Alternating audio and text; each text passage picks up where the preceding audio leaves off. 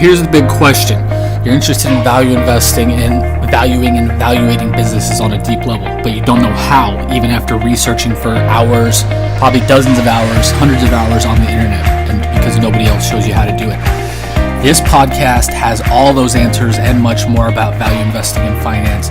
My name is Jason Rivera. Welcome to Value Investing in Your Car. Hey, Jason here. In this episode of Value Investing in Your Car, we are obviously not in my car. We're in my outside office. Lanai is what they're called in Florida, or Florida room, or Florida sunroom, or whatever everybody else calls them.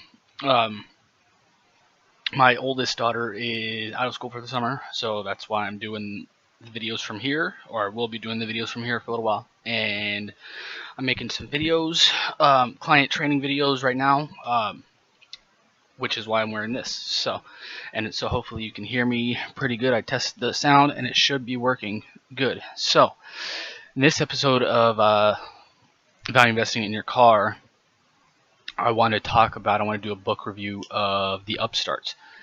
Fantastic book. First off. Second off, I love financial history books. And the good ones are honestly pretty rare. Financial history books. This one, it doesn't go back like historical per se. But it goes back and looks at the founders of Uber and Airbnb, how they got started, how they kind of got together, and how they built these companies to, I believe the book 2017, I think is when it came out. So as of that point in time, whenever the book went to publishing, is the update on the companies. It's fascinating historical kind of look at these companies and how they came together, why they have some of the principles they have, what their missions are, why they made some of the decisions they made, up to, again, 2016, 2017, whenever the book was published, whatever point in time it was. Fascinating look at the two companies. I highly recommend it to pretty much anybody interested in finance, business owners, entrepreneurs, value investors. What I want to talk about it here for is specifically all the lessons that these companies, or all the lessons in the book that these companies and founders learned going on the journey to building some of the biggest upstarts in the entire world. Taking on industries from around the world, taking on regulators and governments, cities, sometimes entire countries' governments are from around the world, bureaucrats at pretty much all levels. From that perspective, absolutely fascinating. I'm a libertarian, so anything that kind of gives people power back to the people is absolutely amazing to me. And these did it. Let people sell their home, rent out rooms in their own houses in case of Airbnb, to make some extra money, or drive your own car, be pretty much a taxi service, ride sharing, picking people up. From that perspective, I don't know what else to say about it. It's just fascinating to me. And obviously they've pretty much taken over the world at this point. So I don't know what their market caps are, but in the books, I believe their valuations around the time were between $30 to $80 billion by the end of the book, if I remember correctly. And they did this again in the face of laws, regulations, unions, bureaucrats, governments, all that. And technology is amazing. It's amazing what you can do with technology in the right hands and the right people get together and collaborate and stuff like that. Main lessons from a kind of a not necessarily value investing or investing lessons per se. They do talk about the Series A, B, C, private offerings, those kind of things, which is awesome for a finance nerd. How they went through those, how they went through the thought processes, how they picked their investors, why they picked the investors they picked. Very interesting from that perspective. From the way I found it most interesting, though, is from the pure kind of business owner, entrepreneurship angle, because I'm building my own businesses right now, is what they had to do to not only get these companies started, but keep them from dying. Because both at one point close to dying, or they had major competitors they had to overtake, or again, government regulators, or some combination of all these things.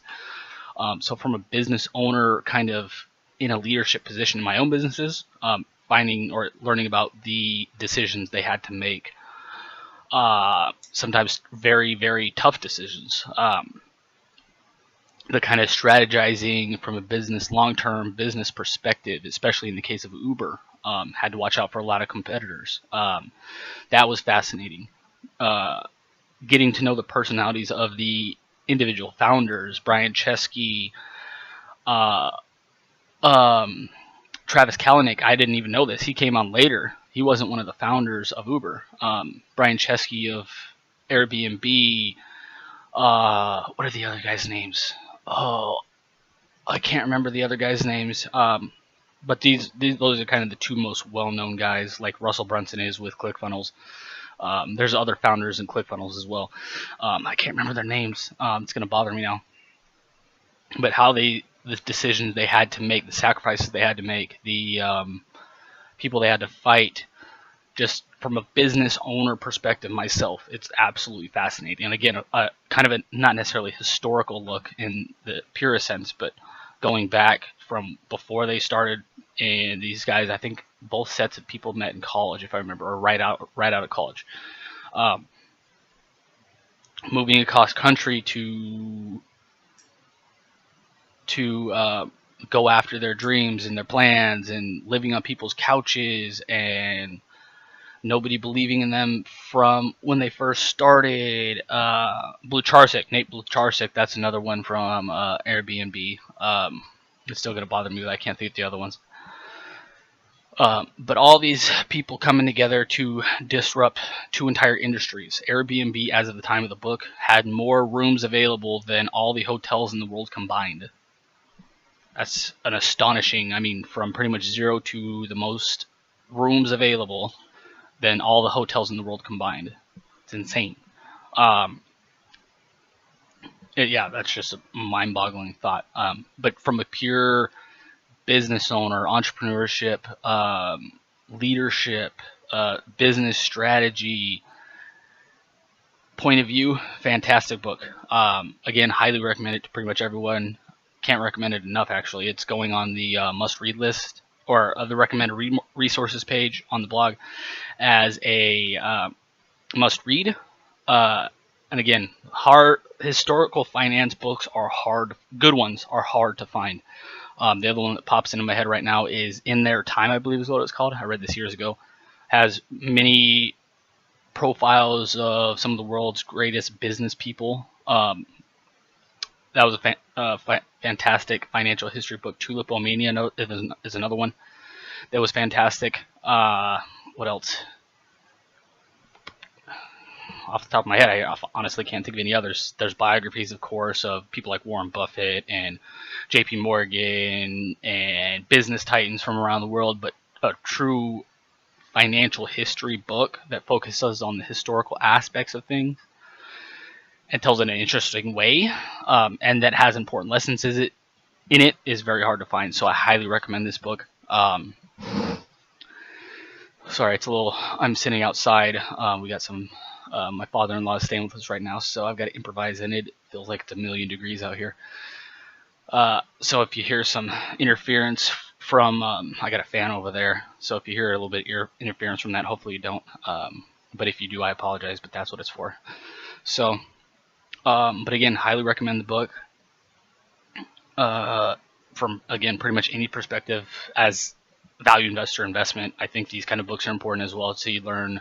I've always been a fan of history, even when I was in high school and stuff. So I'm fascinated by this kind of stuff, but I'm a big believer in learning from other people's mistakes and learning important lessons, their successes, and kind of modeling them. So I think this is it's a fantastic book for investors, value investors, entrepreneurs, business owners, all these kinds of people. So highly recommend it. If you want to watch our other videos in this series, they should be linked left, right, below. Depending on where you're watching this, the playlist for the Value Investing in Your Car episodes, we talk about book reviews, we talk about the most useless investing metrics, we talk about if I can only rely on 3 investing metrics, what would they be? Um, we I answer the question in this series, when does value investing work? All that kind of stuff. Other playlists should be available as well on our main page.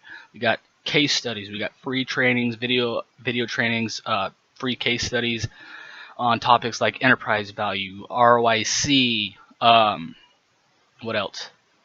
Free case studies where I analyze businesses for free. You get to see that in in a couple of our playlists. And some other playlists. I got a basic finance series where I talk about financial concepts, kind of at a easier to understand level.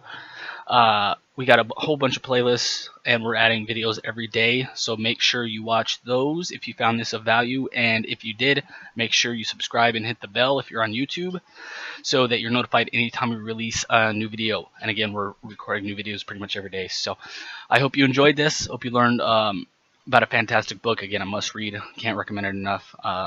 Hope you enjoyed it. If you read it, if you did read it, let me know in the comments below. I'd love to hear your thoughts on it. And I will talk to you again soon. Thanks. Bye.